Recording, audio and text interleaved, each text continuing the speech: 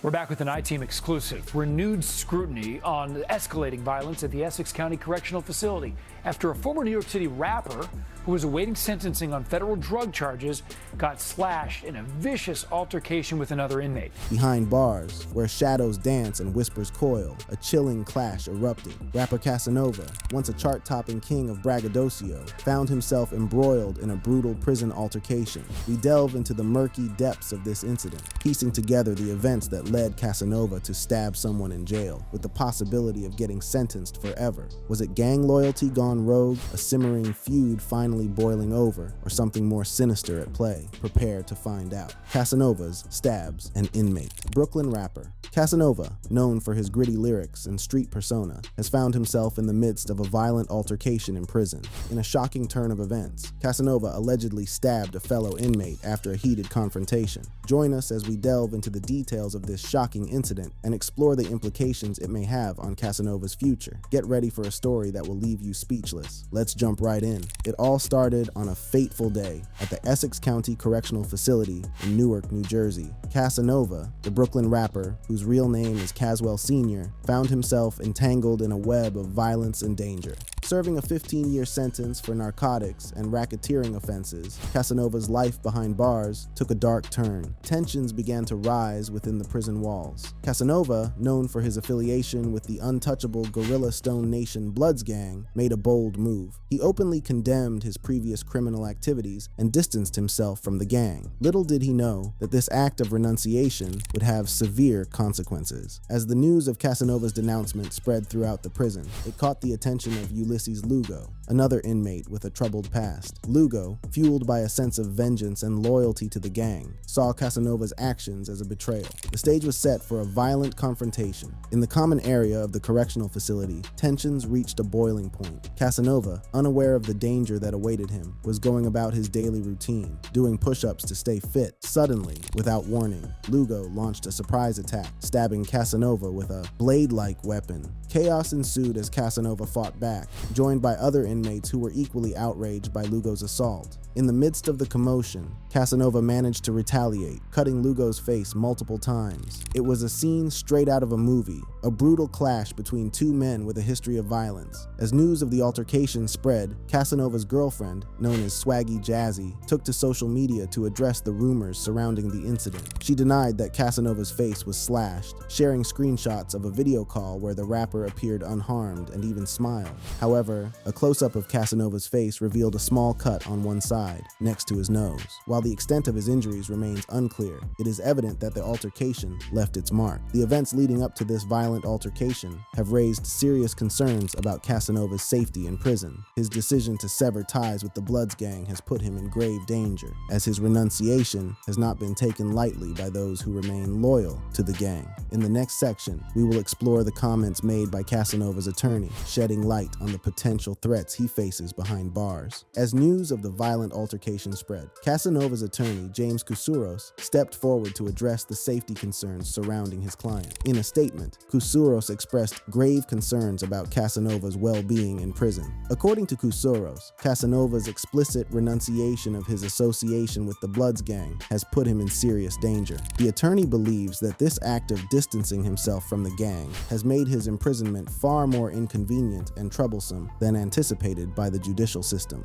In a letter penned earlier in June, Casanova appealed to a judge for leniency and renounced his ties to the Bloods gang. He expressed his desire to publicly speak out against the gang and sever all connections. The letter also included statements from Casanova's friends and family, who hoped for a reduced sentence. Casanova's decision to abandon his affiliation with the gang was met with mixed reactions. While some saw it as a positive step towards rehabilitation, others within the prison walls viewed it as an act of betrayal. It was this perceived betrayal that led to the violent altercation with Ulysses Lugo. Kousouros argues that Casanova's public renunciation of the Bloods gang will continue to pose a danger to his life. The attorney raises concerns about the adequacy of the measures in place to ensure Casanova's safety, given the heightened tensions and potential retaliation from gang members. The correctional facility where Casanova is currently serving his sentence has launched an investigation into the incident. The authorities are looking into whether weapons were employed during the altercation and are taking the matter seriously. While Casanova's girlfriend denies that his face was slashed, an officer at the correctional facility confirmed that Casanova Casanova was seen with blood coming out of his face on the day of the altercation. The extent of his injuries remains uncertain, but the small scar on his face serves as a reminder of the violence that unfolded.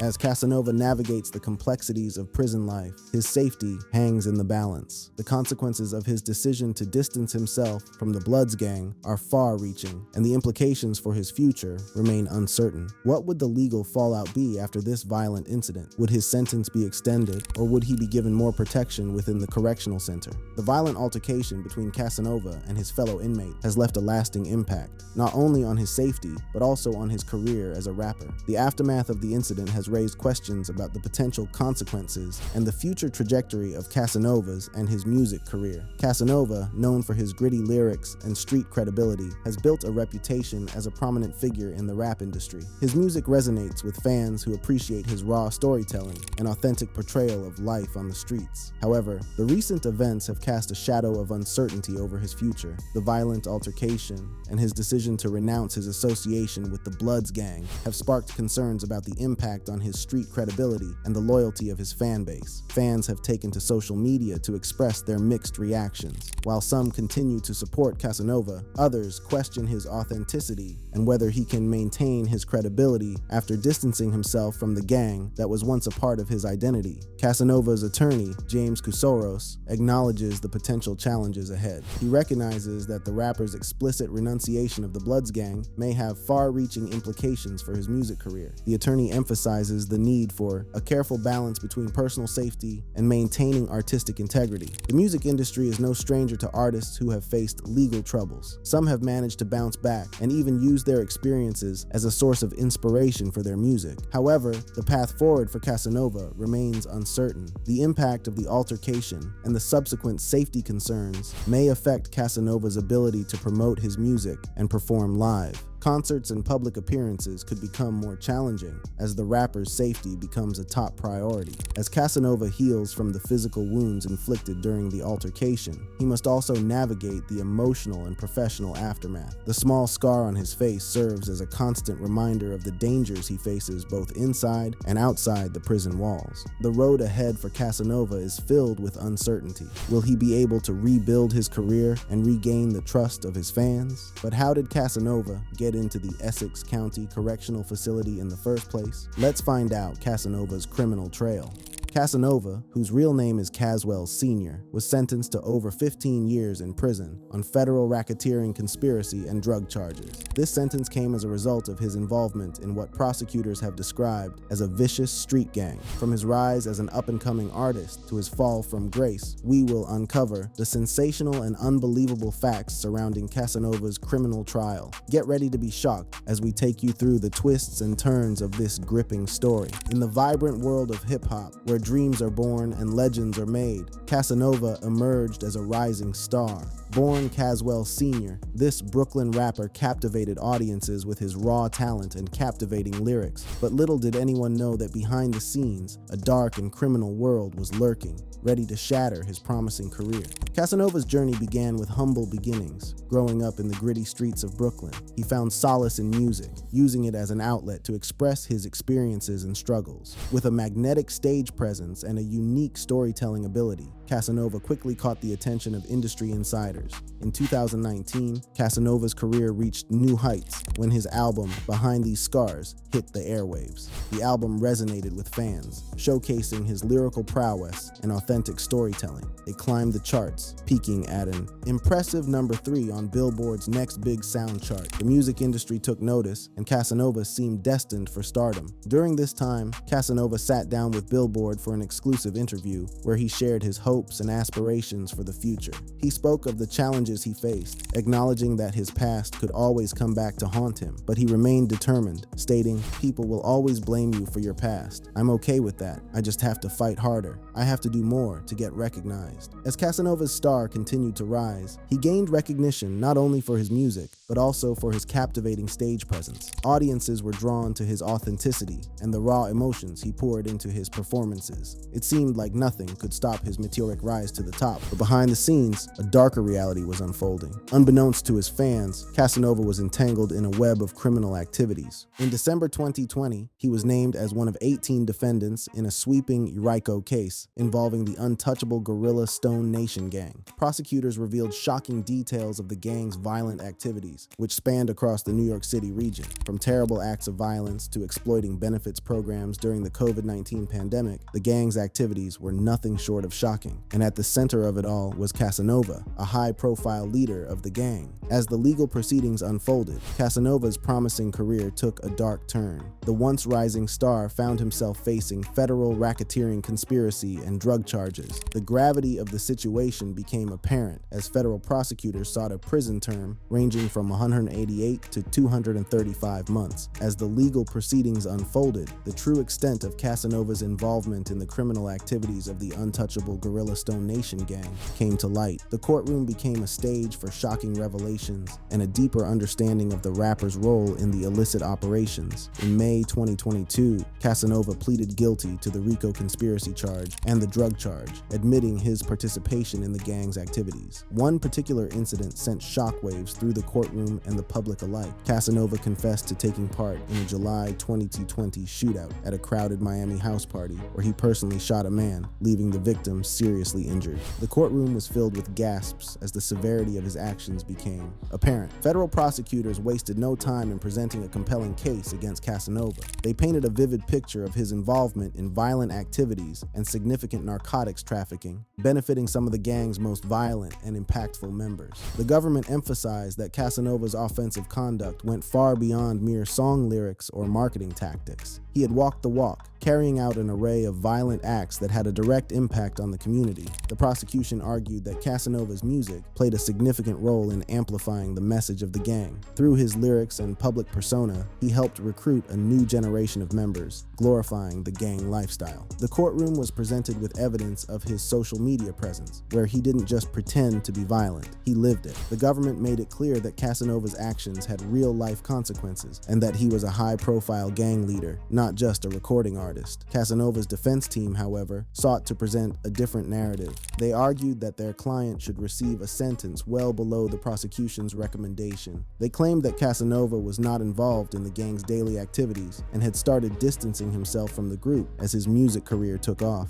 They highlighted his public denouncement of gang life in various statements, suggesting that he had begun to separate himself from the gang's activities despite remaining a member. The defense painted a picture of a young man who had made mistakes, but was striving to change his life for the better. They emphasized that Casanova's rap career had provided him with opportunities to grow and evolve, and he had taken steps to distance himself from the gang's activities. They argued that his continued membership in the gang was a strategic move to further his rap career, rather than an indication of ongoing criminal involvement. In a statement to Billboard, Casanova's lawyer, James Kousouros, expressed gratitude that the court recognized the positive messages Casanova had been promoting against gang life in recent years. Kousouros stated that his client had been sentenced to the lowest end of the guidelines, acknowledging the progress Casanova had made. The courtroom drama surrounding Casanova's trial served as a stark reminder of the consequences of a life entangled in criminal activities. It shattered the illusion of fame and success, revealing the dark underbelly that can lurk beneath the glitz and glamour of the music industry.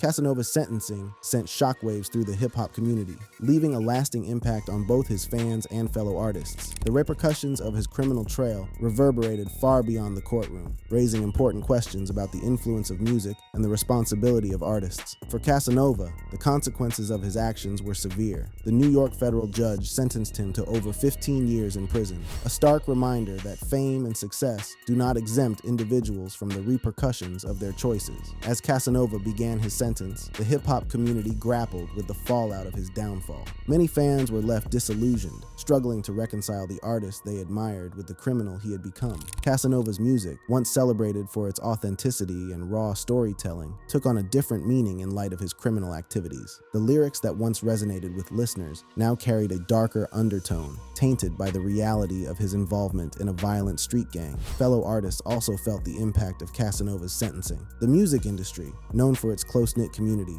was forced to confront the darker side of its culture. Questions arose about the responsibility of artists to use their platform for positive influence and the potential consequences of glorifying a lifestyle intertwined with criminal activities. Some artists, who had previously collaborated with Casanova or admired his work, distanced themselves from him in the wake of his sentencing. They sought to protect their own reputations and send a clear message that they did not condone or support criminal behavior. The hip-hop community, known for its loyalty, faced a challenging moment of reckoning as it grappled with the actions of one of its own. Beyond the immediate impact on individuals, Casanova's sentencing also shed light on the larger issue of gang violence and its influence on the music industry. U.S. Attorney Damian Williams, in a statement after the sentencing, emphasized Casanova's role as a high-profile leader of a vicious street gang. The case served as a stark reminder that gang life is not worth it and can lead to many years behind bars. The hip-hop community, known for its ability to reflect the realities of the streets, now faced a critical juncture. Artists and fans alike were forced to confront the fine line between artistic expression and the glorification of criminal activities. The conversation around the responsibility of artists to their communities and the impact of their music took center stage. In the aftermath of Casanova's sentencing, the industry saw a shift in the narrative. Artists began to use their platforms to address social issues, promote positive messages, and advocate for change. The focus shifted from glorifying a criminal lifestyle to uplifting communities and inspiring listeners to rise above their circumstances. Casanova's downfall served as a cautionary tale, a reminder that the allure of gang life is fleeting and ultimately leads to a life behind bars. The hip-hop community, known for its resilience, used this moment as an opportunity for growth and reflection. It sparked important conversations about the power of music and the responsibility of artists to their listeners. As we conclude this gripping story, we are left with a sobering reminder that fame and success do not exempt individuals from the consequences of their actions. Casanova's criminal trail serves as a stark reminder that the choices we make, both on and off the stage, have lasting implications. The rise of prison violence. In this section, we will be exploring a topic that is both disturbing and eye-opening: the rise of prison violence. Over the years, incidents of violence within penitentiaries have been on the rise, posing a significant challenge for prison authorities and raising concerns about the safety of inmates and staff alike. From inmate-on-inmate attacks to clashes between inmates and guards, the types of violence witnessed in prisons are both shocking and varied. Factors such as gang rivalries, overcrowding, and the design of prison facilities contribute to the prevalence of these violent incidents. Join us as we delve into the causes, types, and prevention measures surrounding this alarming trend. Get ready for a gripping and informative exploration of the rise of prison violence. Prison violence is a complex issue with various underlying causes that contribute to its prevalence within penitentiaries. Understanding these causes is crucial in addressing and mitigating the alarming rise of violence within prison walls. In this section, we will explore the primary factors that contribute to the occurrence of prison violence. One significant factor is the diverse backgrounds of inmates. Penitentiaries house individuals with varied criminal histories, each with their own motivations and tendencies towards violence. Many of these inmates have committed crimes that resulted in severe injuries or even death. As a result, they are accustomed to using violence as a means of settling disputes and seeking power within the prison hierarchy. Moreover, the pre-existing culture of violence within prisons plays a crucial role in the occurrence of violent acts. In an environment where violence is already prevalent, inmates may feel compelled to engage in violent behavior to establish their dominance and protect themselves from potential threats. The constant need to survive and maintain a position of strength within the prison system often leads to the utilization of instrumental violence, which is carefully planned out and executed to establish power and respect among fellow inmates. Gang rivalries also contribute significantly to prison violence, as is the case with Casanova. Security threat groups, or prison gangs, are highly dangerous and take part in a majority of the attacks that occur within prisons. These gangs are formed based on racial or ethnic ideologies and are initially aimed at protection from other groups. However, over time,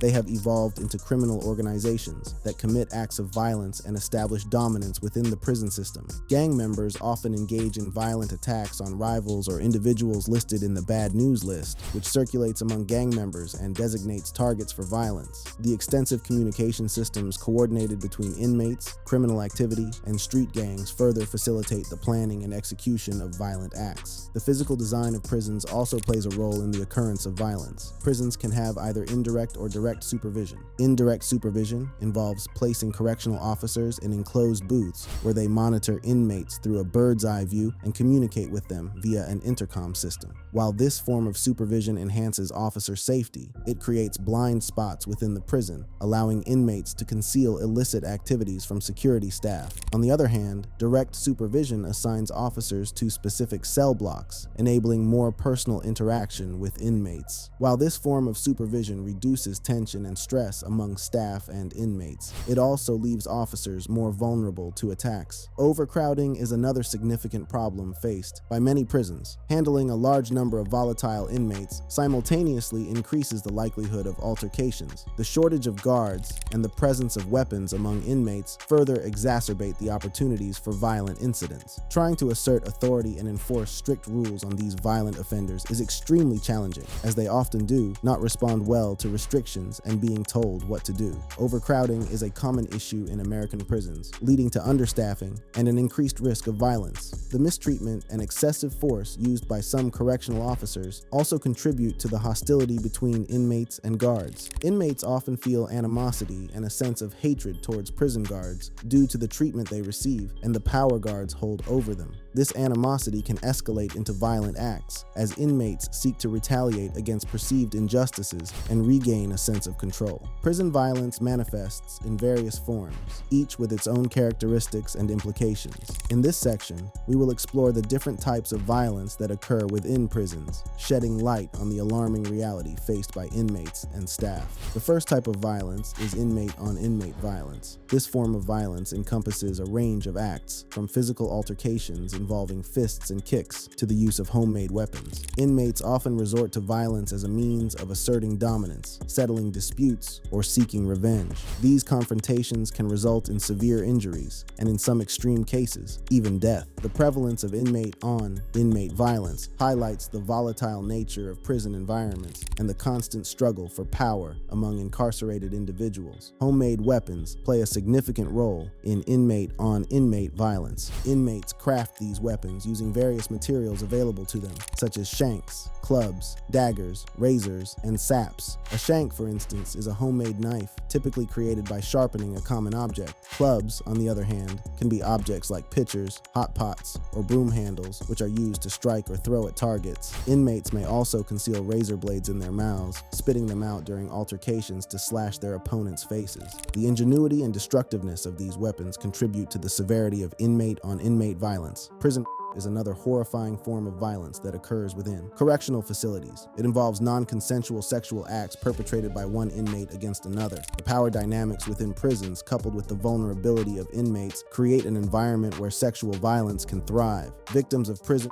often suffer physical and psychological trauma, leading to long-lasting effects on their well-being. Addressing and preventing prison is a critical aspect of ensuring the safety and dignity of incarcerated individuals. In some extreme cases, prison violence escalates to murder. Homicides within prisons are a tragic reality that highlights the severity and consequences of violence behind bars. These incidents can result from long-standing conflicts, gang rivalries, or personal vendettas. The presence of weapons, coupled with the volatile nature of prison environments, increases the risk of fatal encounters. The loss of life within correctional facilities underscores the urgent need for effective violence prevention measures. A very recent incident was the death of fast-rising rapper Blue Swede, who was stabbed and murdered in the bathroom. While inmate-on-inmate violence is prevalent, violence can also be directed towards prison guards. Inmates often harbor animosity and resentment towards guards due to the power dynamics and mistreatment they experience. Assaults on correctional officers can occur through the use of weapons, such as clubs or improvised weapons, or through physical altercations. These attacks pose significant risks to the safety and well-being of guards, further highlighting the challenging nature of their work within prisons. It is important to note that violence within prisons is not limited to physical acts. Self-harm is a distressing form of violence that occurs among incarcerated individuals. Many inmates suffer from mental disorders such as depression and anxiety, which are often exacerbated by the harsh prison environment. Factors such as the surrounding conditions, treatment from officers and fellow inmates, and the length of sentencing contribute to higher rates of self-harm and suicide among the prison population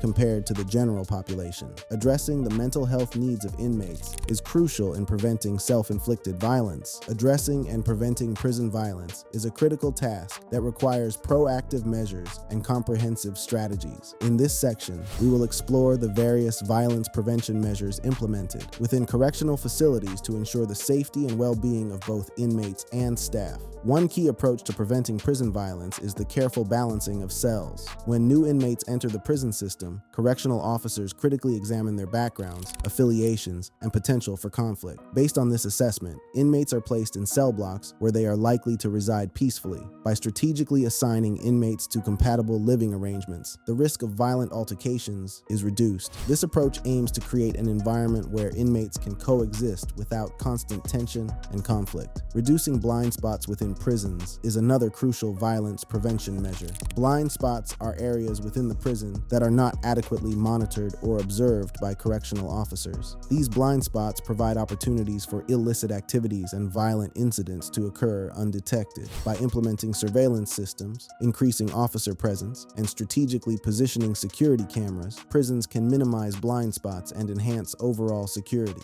This increased visibility acts as a deterrent to potential acts of violence and allows for prompt intervention when necessary. Training and education for correctional officers play a vital role in violence prevention. Officers undergo specialized training programs that equip them with the necessary skills to handle potentially volatile situations. This training includes conflict resolution techniques, de-escalation strategies, and effective communication methods. By providing officers with the tools and knowledge to manage minor altercations without resorting to force, the likelihood of violence is reduced. Additionally, officers receive training on the psychology of inmates, enabling them to better understand and respond to the unique challenges faced by incarcerated individuals. Prisons also strive to create an environment that promotes respect and dignity for all individuals. By treating inmates with fairness and respect, correctional officers can help reduce the animosity and hostility that often contribute to violent acts. Implementing policies and procedures that prioritize the well-being of inmates, such as providing access to mental health services and addressing grievances in a timely manner, can foster a more positive and supportive environment within the prison. Supermax facilities, separate units within prisons, are another violence prevention measure. These facilities house inmates who exhibit violent or predatory behavior. By isolating these individuals from the general prison population, the risk of violence is significantly reduced. In Supermax facilities, inmates are confined to their cells for the majority of the day, minimizing their interactions with others. While this measure effectively removes the most dangerous individuals from the general population, it is essential to address the potential negative effects of long-term isolation on inmates' mental health and the risk of increased violence upon their return to the general population. Collaboration with external organizations and experts is also crucial in violence prevention efforts. Prisons often partner with mental health professionals, social workers, and community organizations to provide comprehensive support to inmates. These partnerships can help address underlying issues such as substance abuse, mental health disorders, and trauma, which are often contributing factors to violent behavior. By offering counseling, therapy, and rehabilitation programs, prisons aim to address the root causes of violence and provide inmates with the tools to reintegrate into society successfully. If you enjoyed this video, check out our other awesome videos on the channel. Thanks for watching, and we'll see you next time.